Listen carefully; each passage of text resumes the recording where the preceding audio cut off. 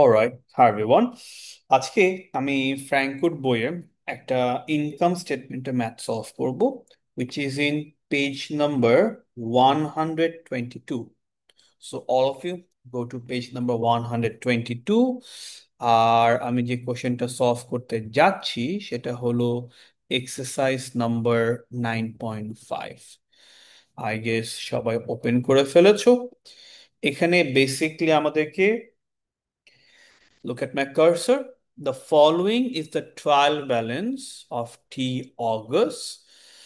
Draw up a set of financial statement. Financial statement মানে income statement, এরপর financial position. So এখানে নিচে ডান পাশে আছে ইনকাম স্টেটমেন্টের ফর্মেটটা।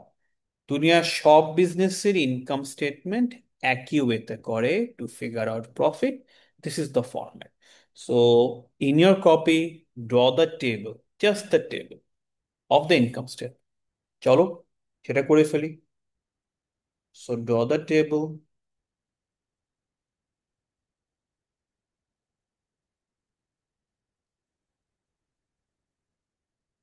আবারও বলছি, in your copy, draw the table of the income statement the way I just did it.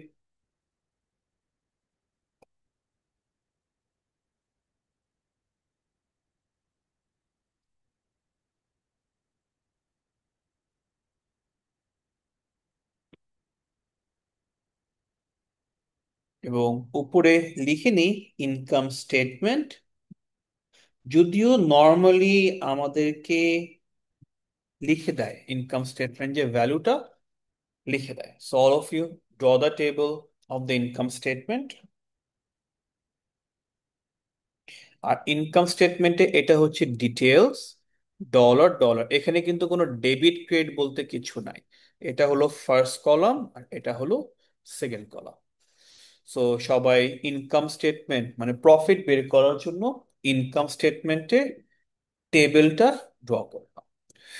আর এই যে ডান পাশে যে ইনকাম স্টেটমেন্টের ফরম্যাটটা আছে, দুনিয়ার সব বিজনেস, এটা মুদির দোকান হোক আর multinational company like Apple, IBM হোক, সবাই একই ওয়েতে ইনকাম স্টেটমেন্ট করে, এই ফরম্যাটটা ফলো করে। সো চলো আমরা ফরম্যাটটা ফলো করেই করি। তো প্রথমে দেখো তো ইনকাম স্টেটমেন্ট কি আছে, সেলস। সো কোশ্চেনে আমরা উপর থেকে খুঁজি এই যে সেলস। সেলসের ভ্যালু দেয়া 276,000 and $400। সো চলো আমরা একটু লিখে নিই তাহলে। সেলস এবং ফরম্যাটে দেখো এটাকে লাস্ট কলামে লেখা হয়, তো সেলসের যে ভ্যালুটা 276,000 and $400, এটাকে সেকেন্ড কলামে লিখে ফেলো।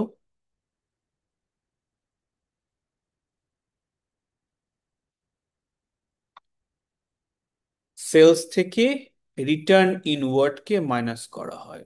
সো কোশ্চেনে যদি আমরা রিটার্ন ইনওয়ার্ড খুঁজতে থাকি, খেয়াল করে দেখো কোনো রিটার্ন ইনওয়ার্ড নাই। তো নাই যখন নাই, যেটা নাই সেটা লিখবা না।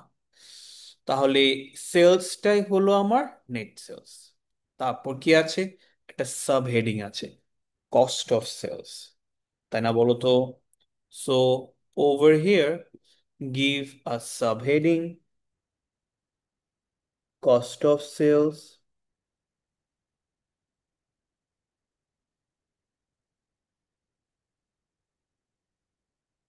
I repeat, give a subheading, cost of sales.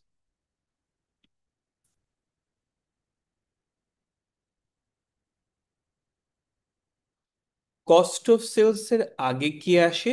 সবার আগে আসে ওপেনিং ইনভেন্টরি। আমরা যদি কোশ্চেনে খুঁজি, এই যে ইনভেন্টরি অ্যাট ফার্স্ট এপ্রিল, বছর বিজনেস ইয়ারের শুরুর দিকে যে ইনভেন্টরিটা, এটা হলো আমার ওপেনিং ইনভেন্টরি। তো লিখে নাও ওপেনিং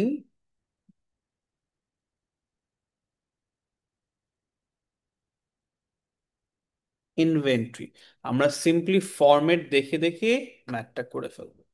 তো ওপেনিং ইনভেন্টরি 52,800, এটাকে ফার্স্ট কলামে লিখে ফেলবে, 52,800 ডলার্স।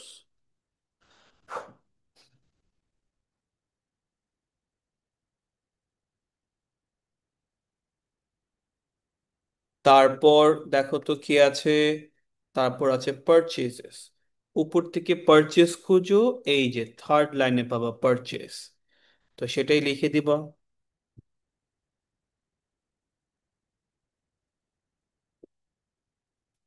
Purchases 141,300,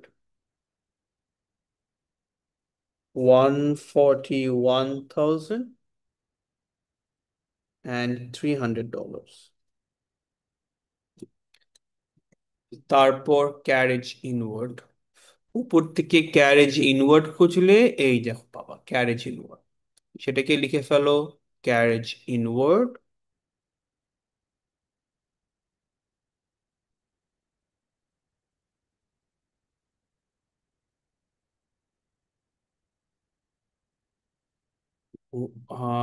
ক্যারেজ ইনওয়ার্ডের ভ্যালু হচ্ছে 1,350, সেটাই লিখবে, 1,350 dollars.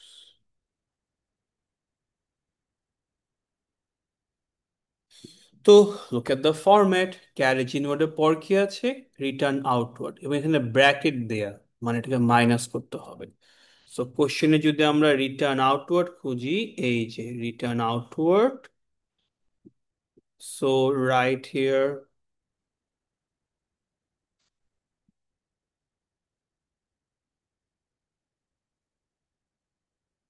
Return outward 2,408, 2,408,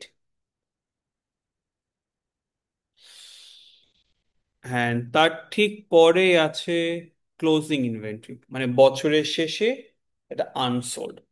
closing inventory always trial ব্যালেন্সের বাইরে নিচে দেয়া থাকে, এই যে লেখা না, ইনভেন্টরি অ্যাট 31st মার্চ, এটা আমাদের ক্লোজিং ইনভেন্টরি। সো লিখে ফেলো এখানে, ক্লোজিং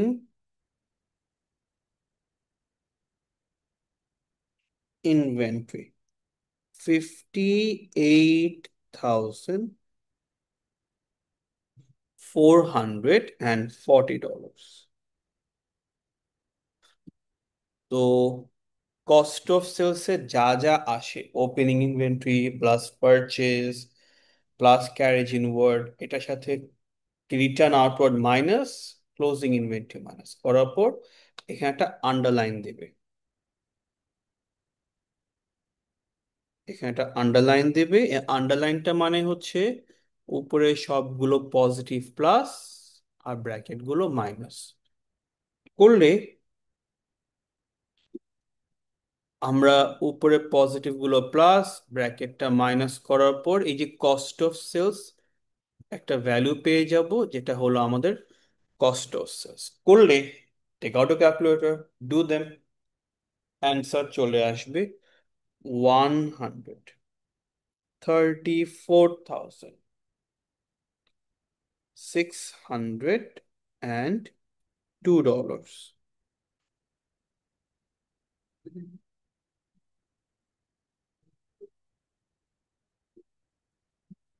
সো আন্ডারলাইন করো।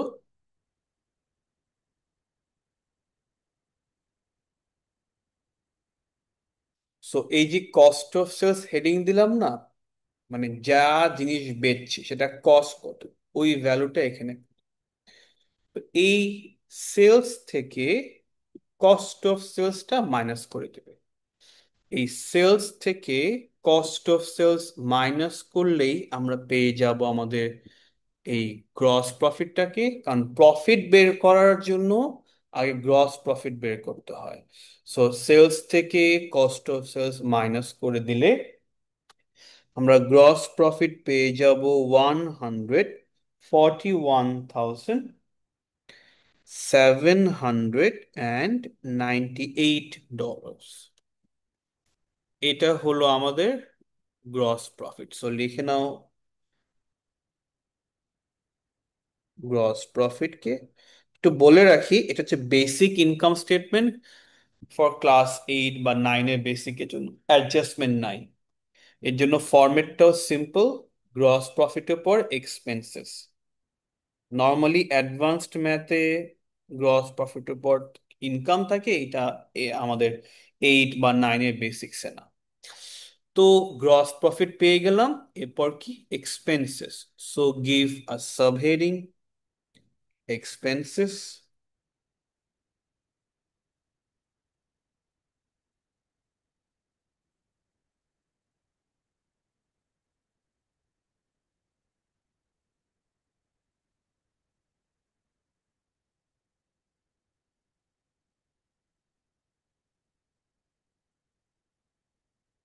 give a subheading expenses। তো এক্সপেন্সেস হেডিং দেওয়ার পর কোশ্চেনে এক্সপেন্সেস খুঁজবা। লাইক উপর থেকে যদি আমরা এক্সপেন্সেস খুঁজতে থাকি, ইনভেন্টরি, সেলস, পারচেস, এগুলো কোনো এক্সপেন্স না। ক্যারেজ আউটওয়ার্ড, এইটা কিন্তু আমাদের একটা এক্সপেন্স, তাই না বলো তো? তো লিখে নাও ক্যারেজ আউটওয়ার্ড 5,840। ক্যারেজ আউটওয়ার্ড হচ্ছে ডেলিভারি কস্ট, যা সেল করেছো, ডেলিভার করার খরচ। তো লিখে নাও ক্যারেজ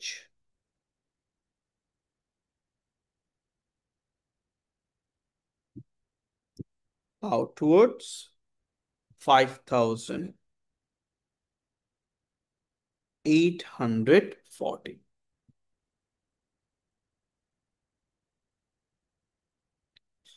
5,840 একটা এক্সপেন্স লেখা শেষ। আমি পাশে একটু ঢাকা টিক দিয়ে রাখলাম, এই টিকটা দিলে আসলে বোঝা যাবে যে লিখে ফেলেছি। তারপরের রিটার্ন আউটওয়ার্ড, মানে যেটা ফেরত দিয়ে দিয়েছি, এটা কোনো এক্সপেন্স না। ওয়েজেস অ্যান্ড স্যালারিজ 63,400, এটা আমাদের একটা এক্সপেন্স। তো লিখে নাও এখানে wages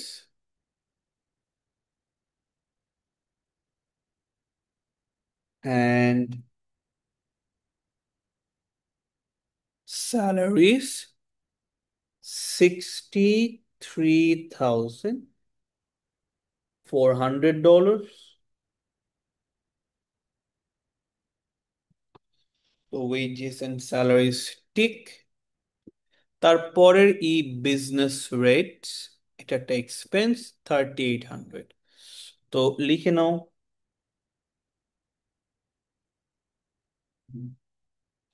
business rate $3,800।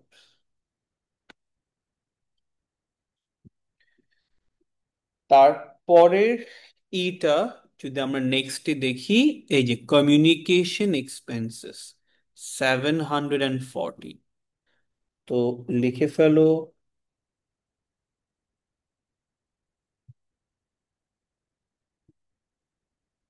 Communication expenses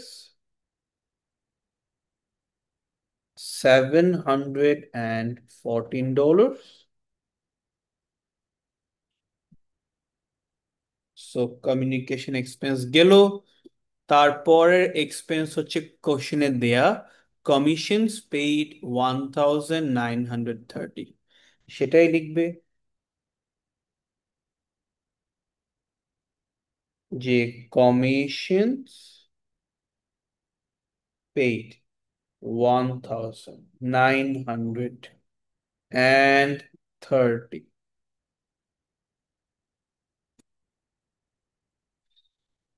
এরপর ইন্স্যুরেন্স 1,830, সো সেটাও লিখবে ইন্স্যুরেন্স 1,830। নেক্সট ই সানড্রাই এক্সপেন্স, তার ঠিক নিচে সেটাই লিখবে সানড্রাই এক্সপেন্সেস 208, সেটাকে লিখে দিবে 208। তারপর যদি আরো এক্সপেন্স খুঁজি, building, trade receivable, trade payable, এগুলো কোনো এক্সপেন্স না। ফিক্সচার্স, ক্যাশ এট ব্যাংক, এগুলো কোনো এক্সপেন্স না। Closing inventory, nothing. সো আর কোন এক্সপেন্স যখন নাই আমাদের, তাই এখানে একটা আন্ডারলাইন করবে সবাই।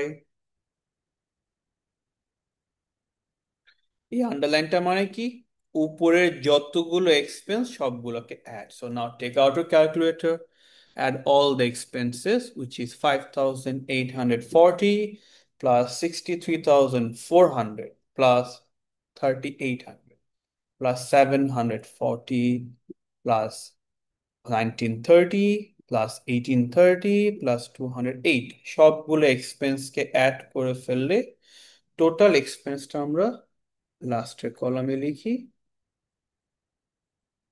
which is 77,722। আমরা জিনিসটাকে ব্র্যাকেটে দিয়ে থাকি কারণ এক্সপেন্স বিজনেসে প্রফিটকে কমায়, সো গ্রস প্রফিট থেকে এক্সপেন্সটা মাইনাস করতে হয়। তো বিকজ এটা মাইনাস করতে হয় তা আমরা ব্র্যাকেট দিয়ে থাকি। সো এখানে আন্ডারলাইন করো, কেন করছি, gross profit minus expenses, gross profit minus expenses will give you net profit, যেটা কিনা 64,076 dollar.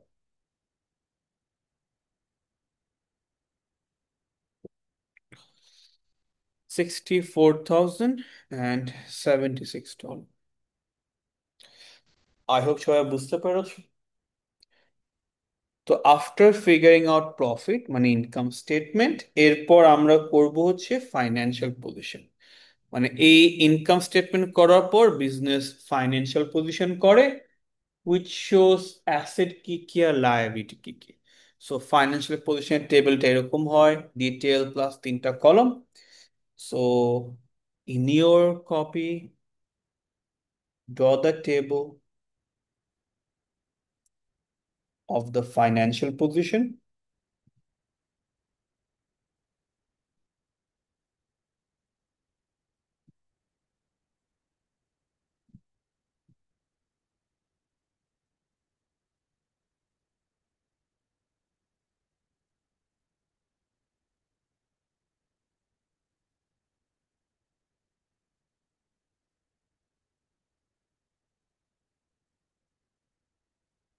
Draw the table of the financial position.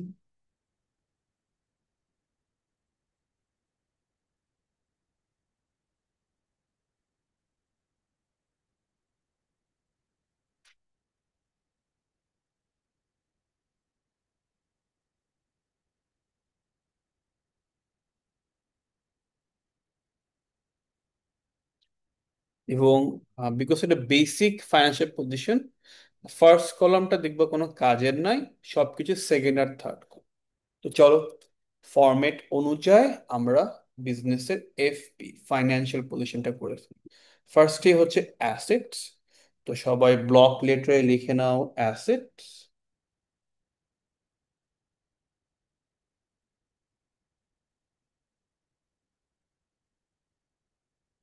R assets এর মধ্যে আমরা ফার্স্টে দেখাই বিজনেসের নন কারেন্ট অ্যাসেট, মানে যে অ্যাসেট গুলো 1 বছরে বেশি টাইম ইউজ করা হয়। So give a subheading non current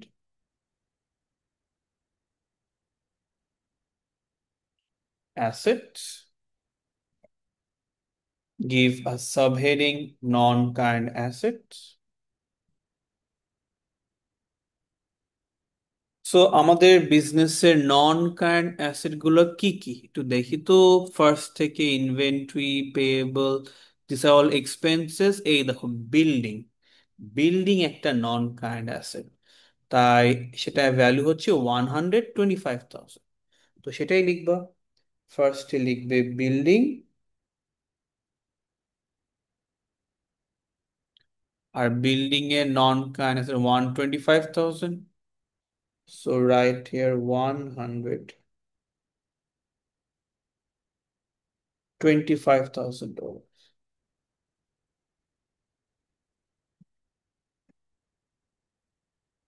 building এর পরের নন কারেন্ট অ্যাসেট কি দেখো তো। আহ এখানে আছে trade receivable current asset, trade payable ও কারেন্ট লায়াবিলিটি, ফিক্সচার্স। এটা একটা নন কারেন্ট অ্যাসেট, 1,106। তা সেটাই লিখবে। ফিক্সচার্স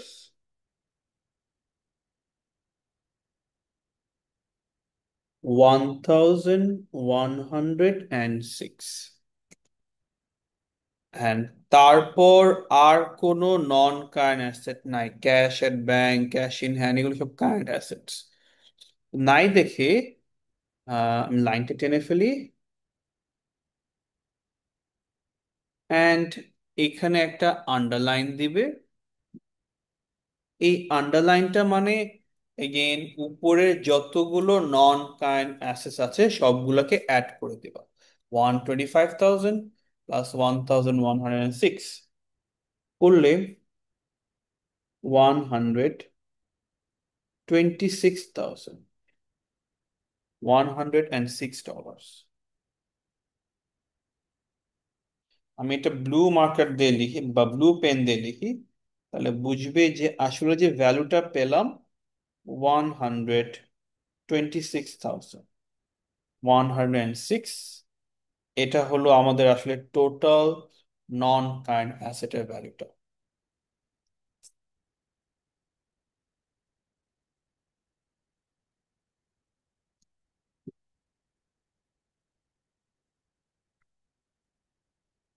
তো আফটার নন কারেন্ট অ্যাসেটস ফরম্যাটে দেখো, we have current assets. So give another subheading,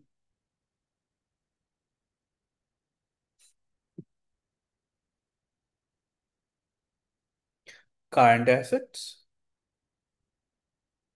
Give another subheading, current assets. এখন দেখো, কারেন্ট অ্যাসেটস এর প্রথমে কি আসে? Closing inventory. Closing inventory always trial ব্যালেন্সে বাইরে দেওয়া থাকে, তো সেটাই এখানে লিখবা। লিখে ফেলো ক্লোজিং ইনভেন্টরি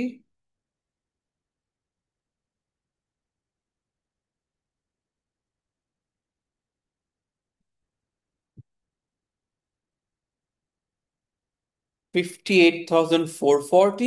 তাহলে সেটাই লিখবে, 58,440 dollars.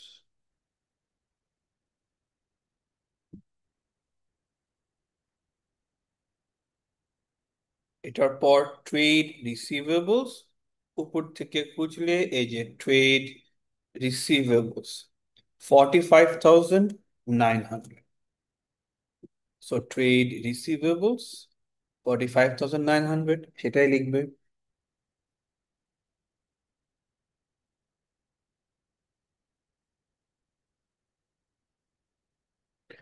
Trade receivables 45,900 dollars.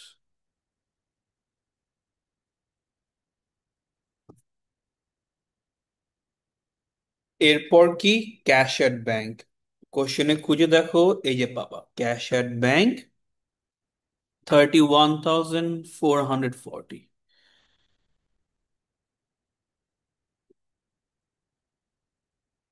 So লিখে নাও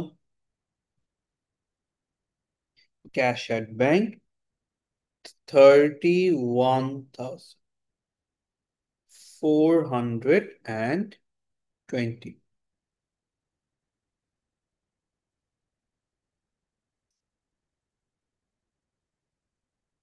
তারপর ক্যাশ ইন হ্যান্ড। সো এই যে ক্যাশ ইন হ্যান্ড মানে ক্যাশে কত টাকা রেখেছে বিজনেসে, 276, সেটাই লিখবে। Cash in hand 276, simply follow the format, আর কিছু লাগবে না, ইটস ভেরি ইজি। এরপর দেখো ক্যাশ ইন হ্যান্ড পর কিছু তো নাই, আর কোনো সিএ নাই, এখানে আন্ডারলাইন দেয়া, তাই এখানে একটা আন্ডারলাইন দিবা। এই আন্ডারলাইনটা মানে উপরের যতগুলো কারেন্ট অ্যাসেটস আছে সব অ্যাড করে দিই আমরা। অ্যাড করলে আমরা টোটাল কারেন্ট অ্যাসেটস পেয়ে যাব 136,036 ডলার।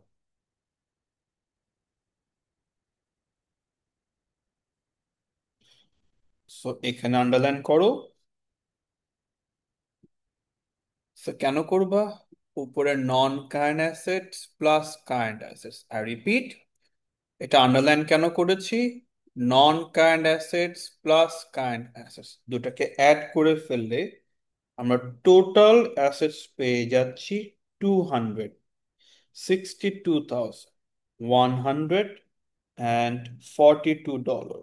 এটা হলো আমাদের টোটাল অ্যাসেটস। তাই এখানে অবশ্যই লিখে নিবা total assets and also give double dash। Double dash মানে এটা এখানে শেষ, এখানে ক্লোজ।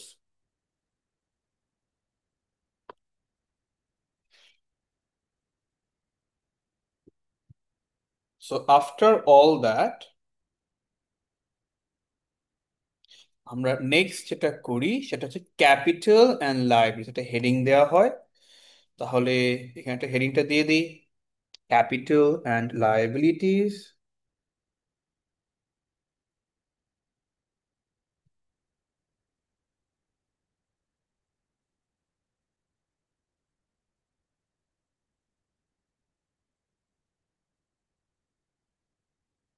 ক্যাপিটাল অ্যান্ড লাইবিলিটিস কিন্তু ফার্স্টে আসে ক্যাপিটাল।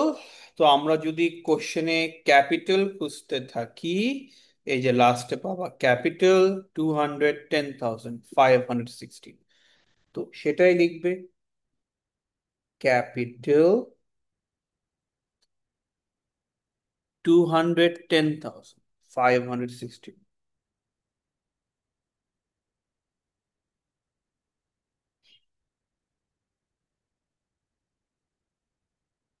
অ্যান্ড তারপর হলো নেট প্রফিট। নেট প্রফিটটা যে উপরে পেয়েছি আমরা 64,076, সেটা তো লিখে নাও সবাই, নেট প্রফিট। নেট প্রফিটকে এখন প্রফিট ফর দ্য ইয়ারও বলে।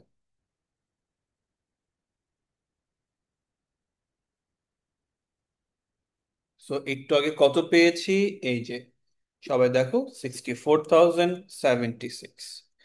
তাহলে এখন এখানে আমরা সেটাই লিখবো, 64,076। তারপর ড্রয়িংস, এই যে ড্রয়িংস, তো ড্রয়িংসটা হচ্ছে 37,320, সেটাই লিখবো।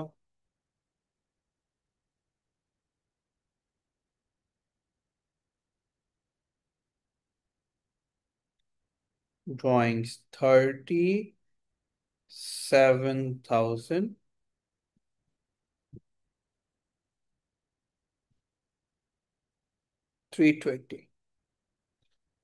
হয়ে থাকলে এখানে এটা আন্ডারলাইন করে দিবে।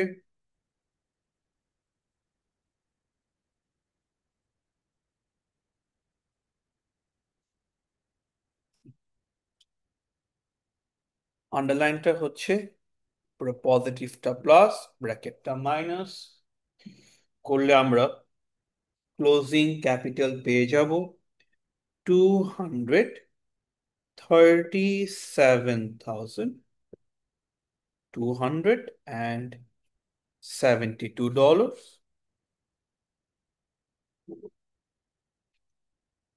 এরপর ফরম্যাটে আছে নন কারেন্ট লায়াবিলিটি। নন কারেন্ট লায়াবিলিটি বলতে লোন আর কি। তো কোশ্চেনে যদি উপর থেকে পড়ে দেখো কোনো লোন নাই, না থাকলে ডোন্ট বি বদার্ড, লিখবা না, চলে যাবা কারেন্ট লায়াবিলিটি। সো নন কারেন্ট লায়াবিলিটি না থাকলেও কারেন্ট লায়াবিলিটি কিন্তু ডেফিনেটলি থাকে। তাই লিখবে এখানে কারেন্ট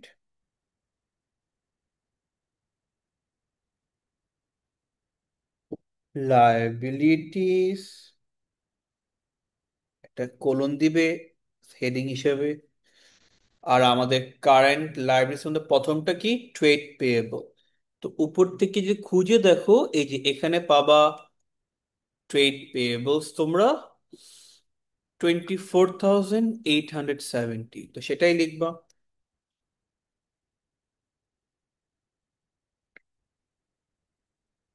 ট্রেড পেয়েবলস 24,870।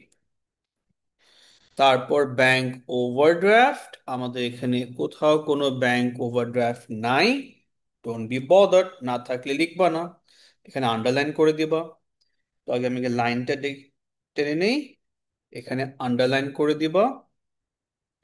এই আন্ডারলাইনটা মানে এই একটা মাত্র কারেন্ট লায়াবিলিটি, এইটাই হচ্ছে বিজনেসের টোটাল কারেন্ট লায়াবিলিটি। সো 24,870, কারণ লাস্ট কলমে লেখা টোটাল গুলা অ্যাকচুয়ালি।